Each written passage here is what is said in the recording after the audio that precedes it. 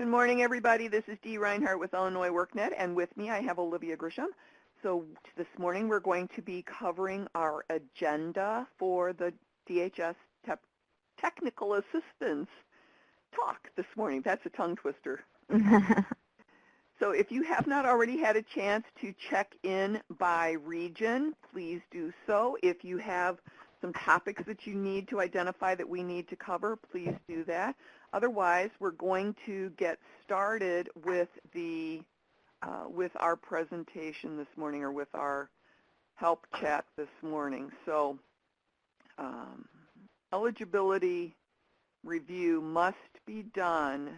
So I'm going to go to, I'm going to bring my screen up a little bit here.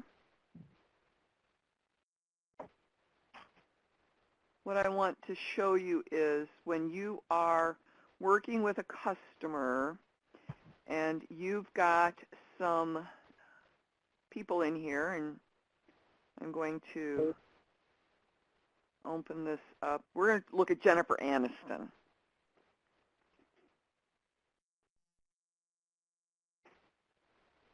And on here, what you really and truly must do before you move forward with anybody is you must take the time to complete the eligibility review. If there's no programs recommended, that's one thing, and then what we do is we mark here in the customer declined to participate at this time. Don't even take them forward with the random assignment. One of the things that you can do is take take a look at their application to make sure that the information that they put in the application is still appropriate, and in that case then there aren't any programs, we move them through.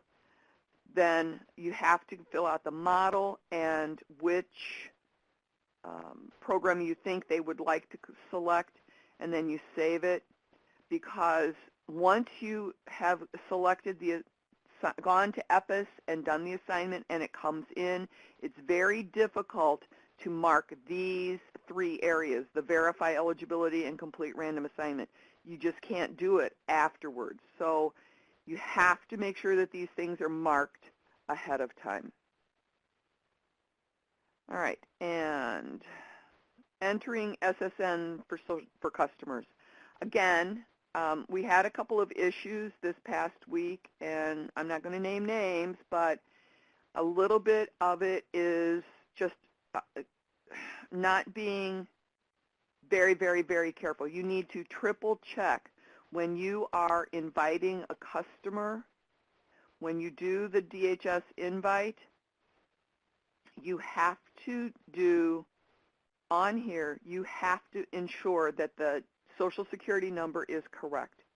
Because if somebody enters it into EPIS for the random assignment process and it doesn't match when you have invited the customer, then it will not sync with the system and you cannot move forward. And that means that you have to bring the customer back a second time, because we either have to fix the EPIS system, which takes longer, or we have to fix the EPIC system, which means I have to, or Olivia has to call and talk to the programmer to make sure that those numbers are able to be changed.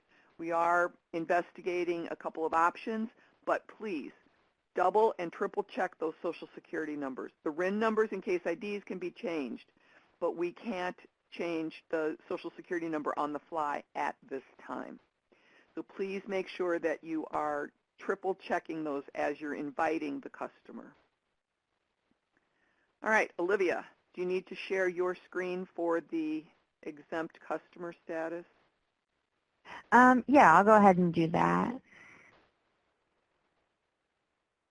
Let me pull up test really quick before I share my screen. Okay.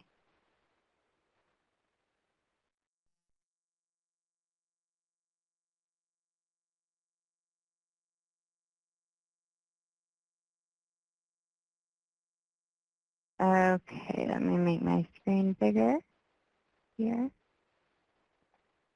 Okay, so I wanted to go over a few things with you guys. One is marking customers as exempt if they come in to the DHS office and have some kind of medical issue going on that makes them maybe temporary exempt or completely exempt. I just wanted to make sure we were all on the same page. But before we go in and mark a customer as exempt, the CBOs are not allowed to do this. I am not allowed to do this. Only the DHS caseworkers, you guys are. But we need to make sure that the customer has been officially processed as exempt before we're marking them as exempt. I'm sure you all are aware of that. I just wanted to make sure that it was clear that we do not mark a customer as exempt until they have officially been through the process you guys go through to have them exempt. And then the second thing that I wanted to talk about, just to make sure that we're on the same page, is whenever we're adding case notes to the customer's page, you can just add them as a case note without sending messages if it's just kind of like an update with what's going on with the customer. However, if you are adding a case note specifically for the CBO because you need some information back from them or you need them to do something, we need to make sure that we are sending the case notes as Illinois WorkNet messages and email to the CBO primary contact.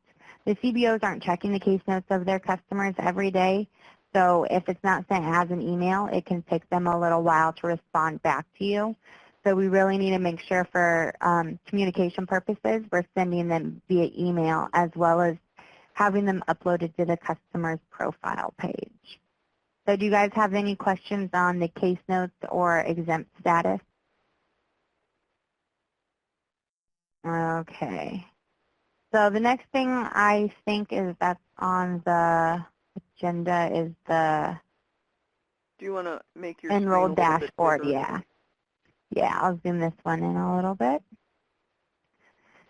Okay, so as you all know, Dee worked really hard last week and the week before that at just going through and getting the dashboard cleaned up and making sure we don't have customers sitting in any yellow areas that are maybe old or had been there for a couple of months. So the dashboard does look pretty darn good, thanks to Dee for going in there and doing that. And you guys have been working really hard at keeping these cleaned up too.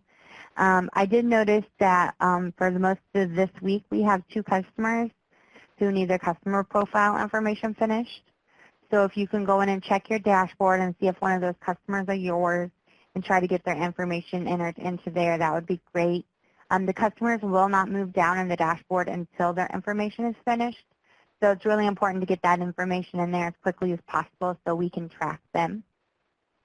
The second area is the eligibility review, ready for review by DHS Caseworker. We have 14 customers that need to go through eligibility review, and then they'll have to go through random assignment as well. And then down for the consent, we have 8 customers who still need to be scheduled for the consent and the EPIS and the random assignment.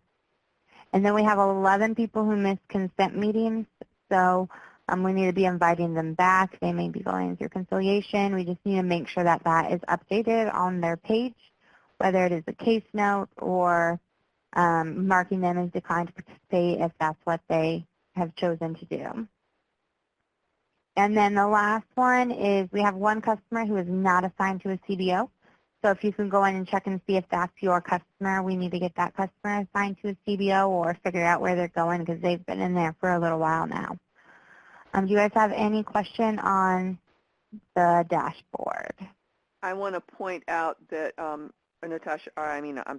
Olivia, if you want to scroll back up to the area where it says needs profile information completed, that is either a RIN number or a case ID.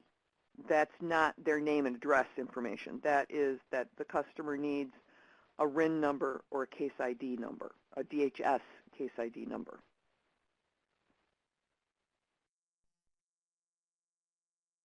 Okay. All right.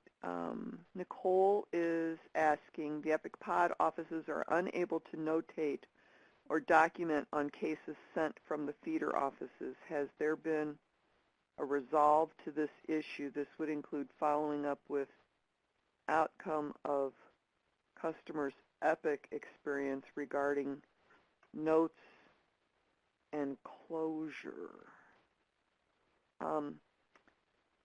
EPIC pod offices sent from the feeder offices. All right, so for example, Nicole, remind me of what office you are at.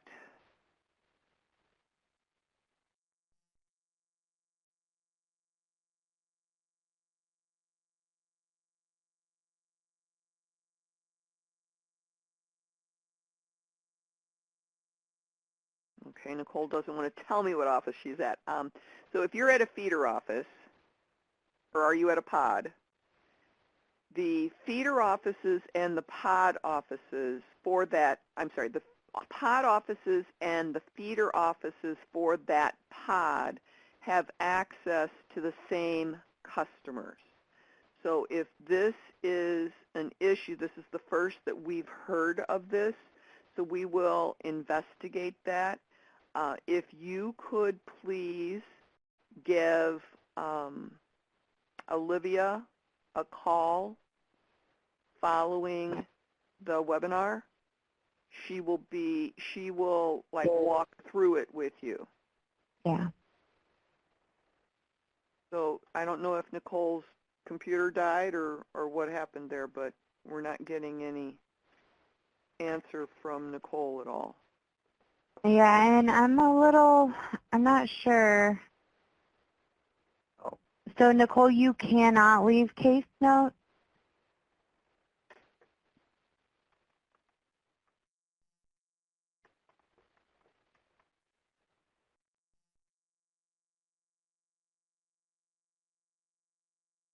Any customer anybody has access to, you should be able to leave case notes, no matter where Right. you're at. If you're and the DHS system, you'll have to talk to Deidre would probably be the best person to start that conversation with. Yeah, we don't have any access or control over the DHS system. We only have access over the EPIC, the Illinois WorkNet EPIC system. So I apologize for that. Yeah, Nicole, I've muted all the microphones, so you can't actually say anything to us.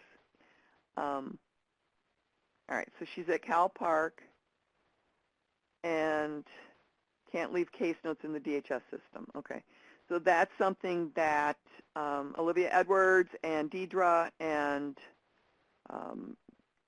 Anid and Kelly Richards will have to help you with, to help you go through, and all the SDSs in the system. They'll have to help you with that DHS system case note. All right, so then now we have, for McMorris, we have access, but there is some legwork involved in identifying the customers for the feeder offices. Okay, so what you can do, excuse me, is in the dashboard, and I'm going to do this in, I'm going to minimize my Olivia's screen here.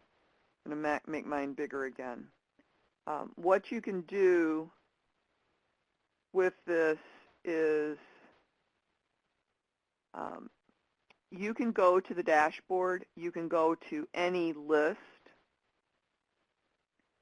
and you can click on one of the numbers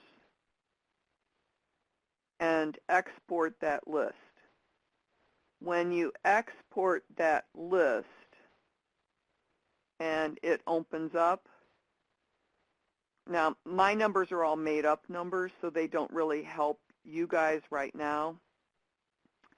But and I don't want to show you live customers, but in the exported list, it shows you the DHS case ID, and sorry, my computer's not reacting as rapidly as I would like it to at this moment. But in the DHS case ID, if you sort this DHS column right here where it says DHS number, this might be a live list that I'm looking at. If I sort this alphabetically, so I won't move over by names or anything. In fact, I have to minimize this. It will sort so that the first two numbers are the case number, and the second two numbers are the location, office location. So you have the ability to sort that list and know which office people come from. And it's not necessarily the easiest way, but with the go live not happening on Monday, we're using this system until we have time to add which feeder office people come from, because we have to finish up some CBO things before we can come back and do major programming for DHS. We can fix little things, but we're not going to be doing major things unless they're an emergency. You have 45 customers scheduled. At a glance, you cannot determine who is from the feeder office unless I click on each profile. So, McMorris, if you export the Excel spreadsheet, that will make that easier for you. Nicole says, we are also unable to close out in Epic system for customers seen or serviced by feeder offices. I'm not real sure what you mean. You're not able to close out Epic? I know it's hard to do this in chat.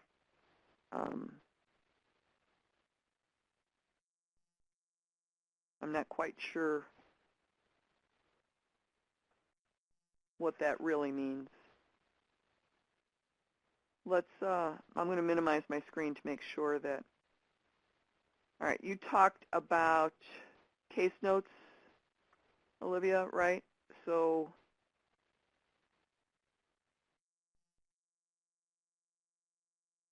Winnebago, we're going to have to talk offline about that. We kind of had a discussion about it, and then something else got in the way. So let me get with Tammy about that. All right, Olivia, do you want to talk about the enrolled dashboard while? Yeah, I can go over that. But it looks like there was another question. It says, it's from Caesar. It says, missed orientation. We have cases on this list that we have never engaged or scheduled to prior to decentralization. What would be the procedure? So is those customers that you have not yet interacted with that are just showing as missed orientation, that Mid-South had invited them before the decentralization happened?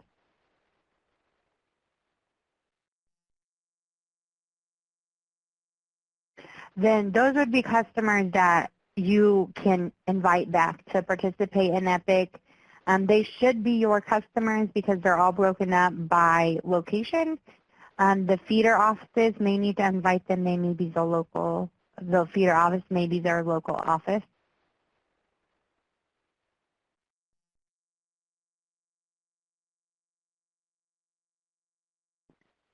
One of the things that we need to remember with this process is we had a lot of people from the very beginning of this when everybody was at 59th Street, and we sorted out the customers to the feeder offices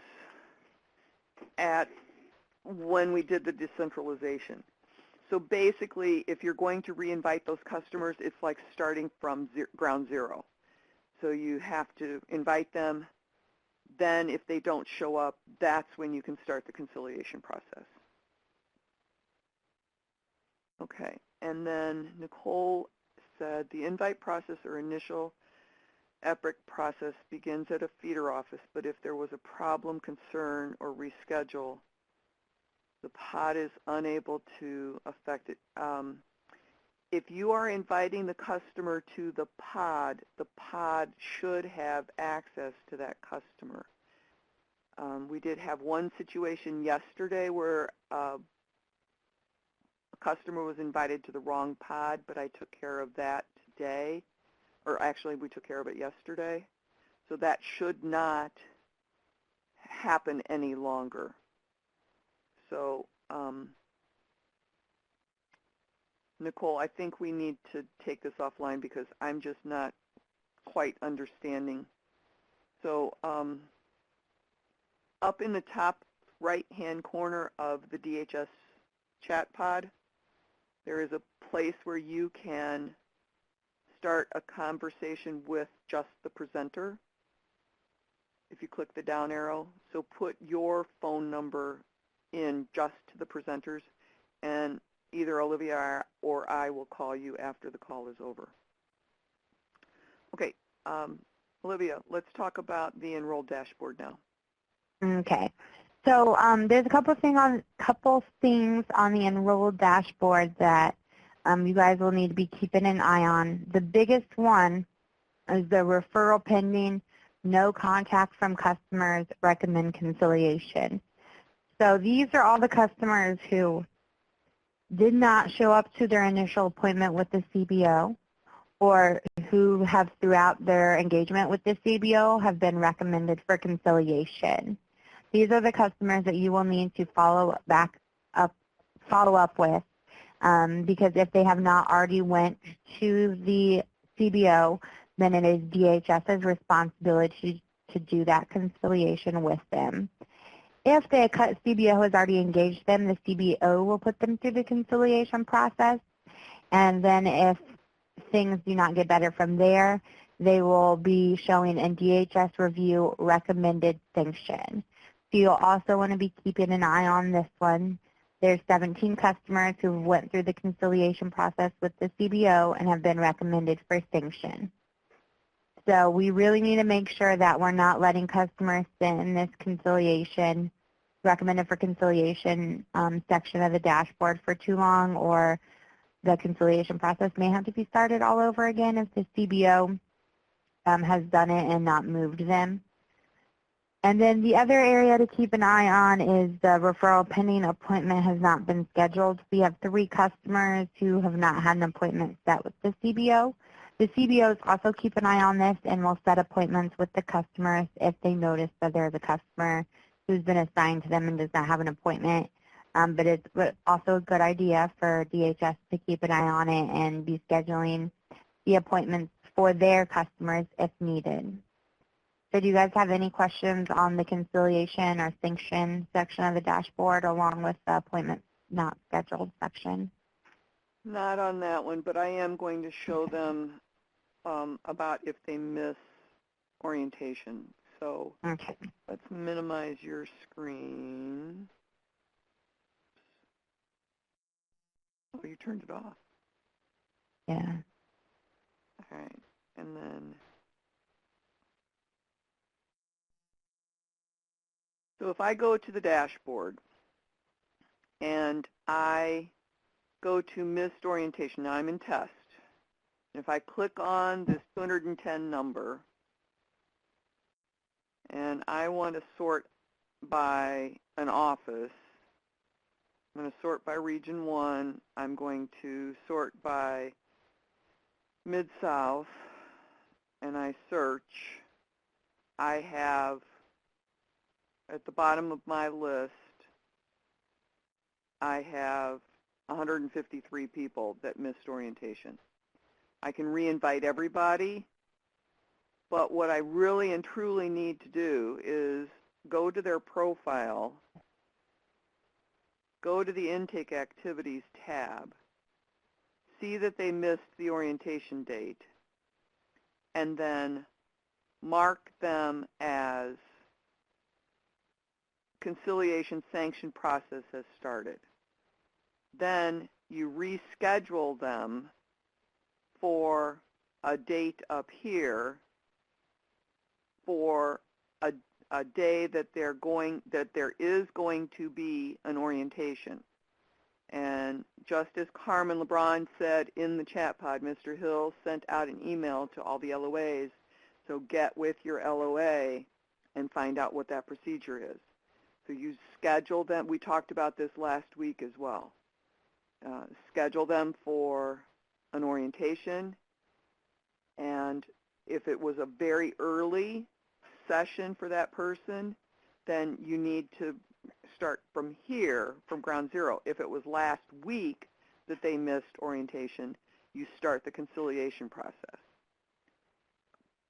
Okay, so does that answer your question, Nicole? The 2846G needs to be issued by the office, and the feeder is associated with the pod, and both the feeder people and the pod people should be able to see the people that they invited.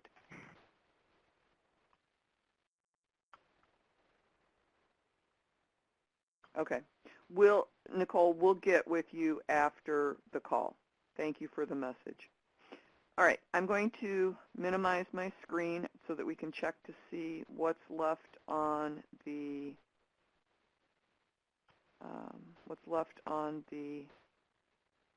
agenda, and it's CBO introductions. So, without further ado, let's find out if I have Mary Beth Lanier from the Cara Foundation. I've got to find your phone number, Mary Beth, so give me a second. Got a lot of people on the telephone today. There you are. So let me unmute you. So Mary Beth. Morning. All right, yay. Can you hear me? Yeah, sorry, I don't have the presentation pulled up, so I'm just on the phone. Okay.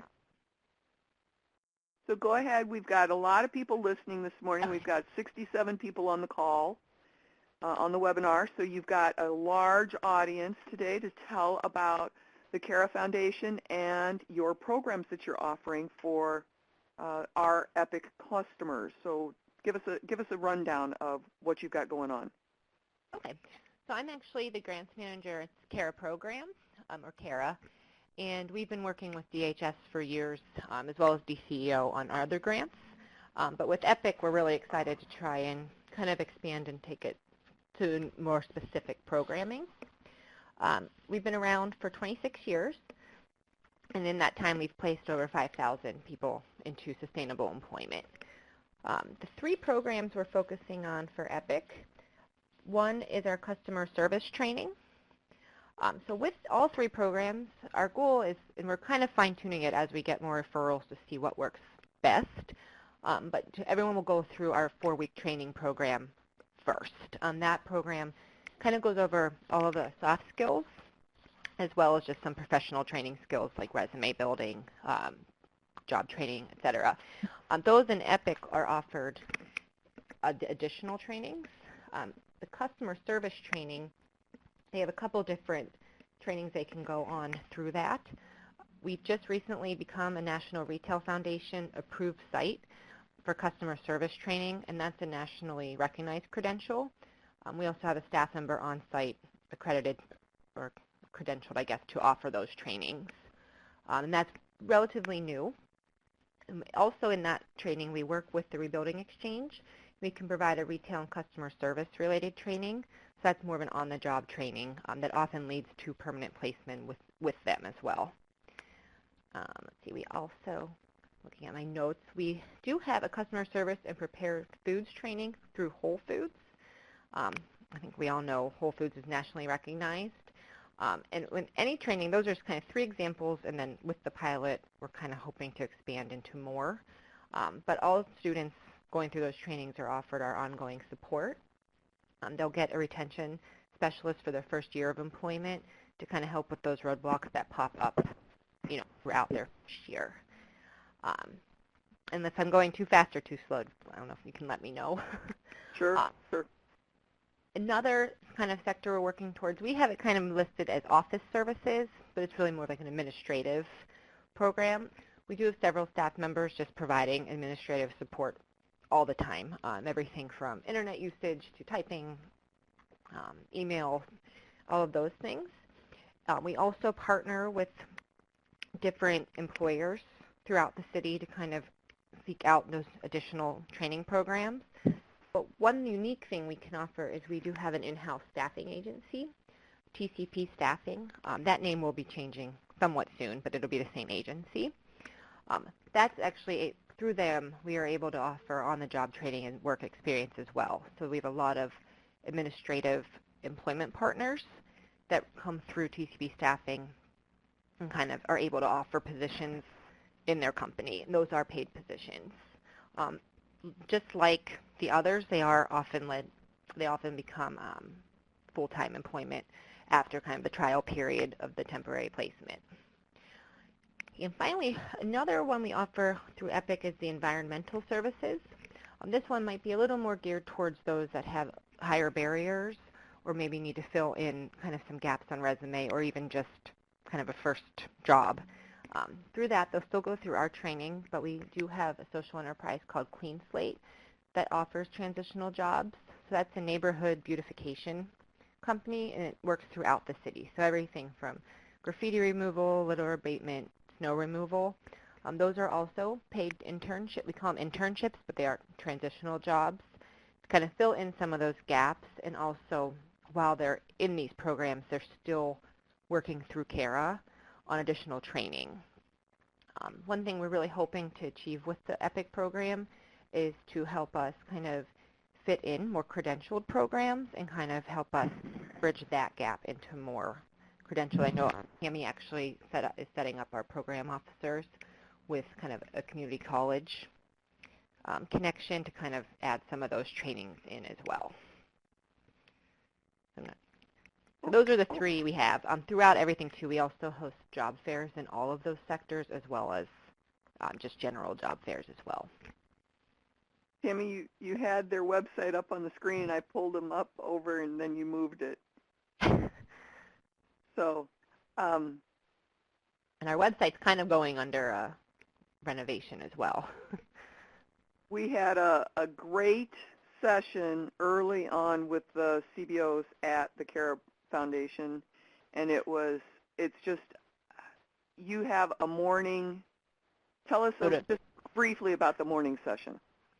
Every morning, students are here. This will include EPIC. So when they first start, they'll go through our traditional training. Every morning, we have morning motivations.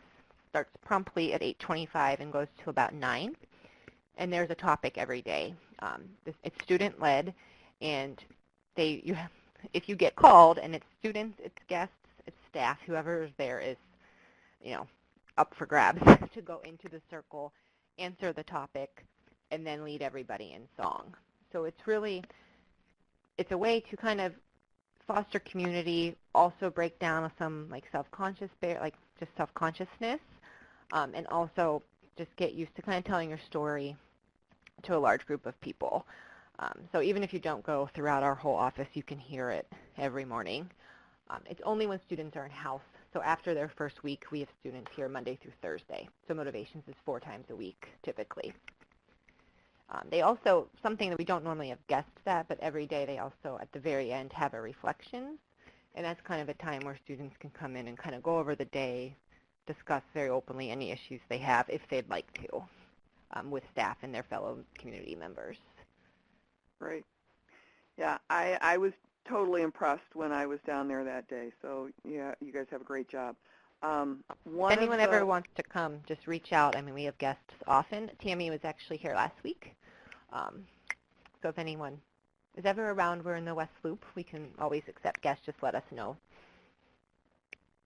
We have a question from the audience, and I'm not sure if this is for your program specifically or any of them, but are all the trainings offered through EPIC paid trainings? I have had customers come in from CEDA, and their flyer would state paid training, which may be misleading to the customers if that is not the case for all the trainings provided.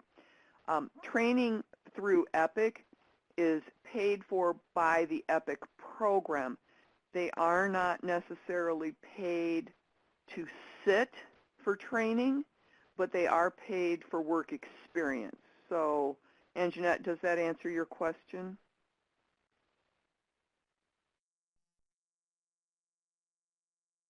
If it's CARA specific, if anything through the staffing or Clean Slate would be paid, but just attending trainings wouldn't be paid if it was for CARA. All right, so I'm going to pull, just real briefly, I'm going to pull Tammy's screen back up because she has the CARA program website up, and it's rolling through.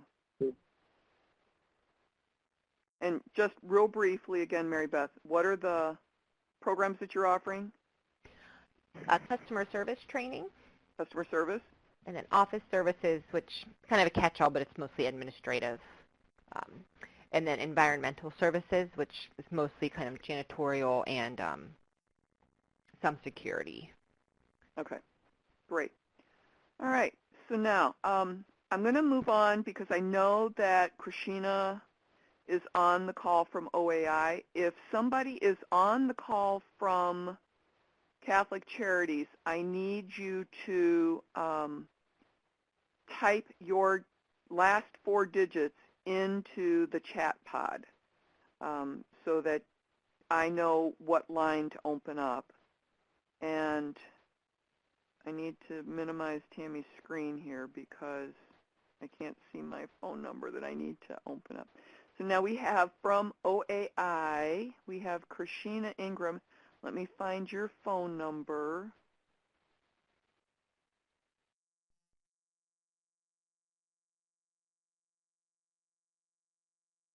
And there it is. Okay. I'm going to unmute you. All right. So, Krishina. Good morning, everyone. Tell us what OAI stands for first. Well, let's just say OAI stands for Opportunities, Advancements, or Innovations in Workforce Development. Great. All right. So now tell us a little bit more about OAI. So OAI is a nonprofit workforce training provider. We've been around for 38 years. Our main office is in downtown Chicago, but we do have our Southland office in Park Forest. And in our Park Forest office, we do focus specifically on manufacturing industry. All right. So tell us about what people anticipate or what they can anticipate. Our training program. So yeah. For the EPIC program, we are focusing on transportation, distribution, and logistics, as well as manufacturing training. So through our manufacturing training, we are offering 3 certificate programs. That is the MSSC, that's the Manufacturing Skills Standard Counseling for a Certified Production Technician. We are also doing the CNC training for NIMS, and that's the Computerized Numeric Control, and NIMS is the National Institute of Metalworking Skills, and that's a long title for a machinist. And then we also have our basic welding training. For the CNC training, we do have a community college partner of Prairie State as well as Rich East High School that will be doing that training for us. And depending on how many certificates that the participants want to gain, the training will be from 10 to 20 weeks. And they will, if they do the 20 weeks, they will end up with 4 certificates that are from the National Institute of Metalworking Skills. So for the CPT, or Certified Production Tech program, that is a 6-week program, and that is certified through MSSC, and that's Manufacturing Skills Standard Council. And there are actually 4 certificates for that program. That's our safety, that is a quality, production, and a maintenance certificate. And then we have our basic welding program that is certified through the American Welding Society, and that is a CENT certificate. So all of these are industry recognized certificates. And so for our TDL, Transportation, Distribution, and Logistics programs, we do have our Warehousing and Logistics program. Pretty much it is forklift certificate, but with that certificate, it does offer the OSHA safety as well. And then we have Cdl Training that is provided through that program, and that's about 5 to 6 weeks. We do, for our CDL training, we do have 2 different providers that we work with. One of the providers is an employer, so our applicants will actually need to pass the employer's hiring requirements in order to be placed with that particular person. And if they are selected by that employer, then there is paid training. There is a stipend that is connected to the employer, as well as they have guaranteed hiring. And then we do work with a CDL school to provide training as well. So once our participants complete any of our training programs, we do have account execs that do work with them in order to prepare resumes and to secure interviews with different companies within the area. And I think I've said a mouthful. Okay, so can any clients participate? Crystal's asking, can any clients participate? Do have to come through EPIC?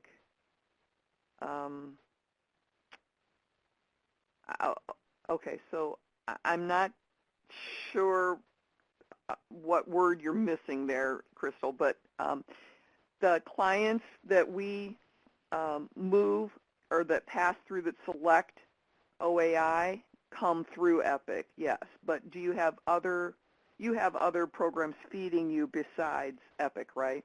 That's correct. So if there is an individual that is interested in these specific trainings, they can give us a call, and they will go through our normal assessment process. Okay, great. Okie doke. Okay, so Nicole, I'm not sure, but do you have regular SNAP ENT people that come to OAI? Have you established a relationship with DHS already? We have not worked with DHS a lot in the past, and that is on our to-do list to develop a relationship with our local offices. All right. Remembering now for all of us on the DHS call here that core services, the people that are in the core group, that need to do business as usual. So whoever you would typically refer people to is who you continue to refer them to. So, for example, I believe Catholic Charities already has a relationship with DHS, but I'm not 100% positive on that. So, so if right now you can only refer people to OAI if they are an EPIC ENT person that gets randomly assigned to EPIC. Okay, now we have McMorris typing. All right, so now if somebody is on the call from Catholic Charities, I know they were having an issue potentially this morning about not being able to join us. So if somebody's on the call from Catholic Charities, please type your last few digits into the chat pod. While McMorris is typing, I'm going to check my email real quick just to see if I got an email from somebody, and I did not. So, all right. McMorris is saying that typically for a regular JPP customer, you try to find the best fit, vocational training, or a program that may have found outside of network. So a program that is outside the network is not uncommon. Okay. But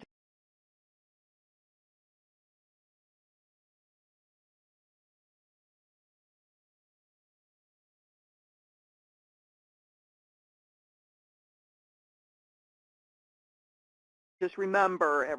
All right, and I have not seen or heard from Catholic Charities, so they will not be sharing their program this morning. We'll try to get them on up in a future week.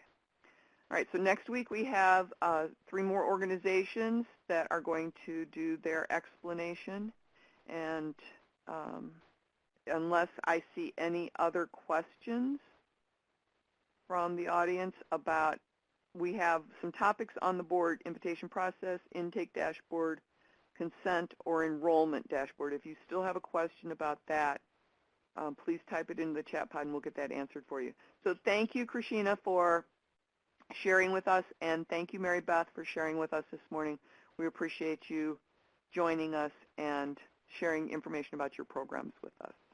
Thank you. All right, and Tammy, I don't see that you called in, so I can't unmute you, but do you have anything that you can type into the chat pod? Otherwise, we're going, okay, Tammy's typed in nope. So we will end our recording today. Have a great rest of your day and a wonderful weekend. Bye, everybody.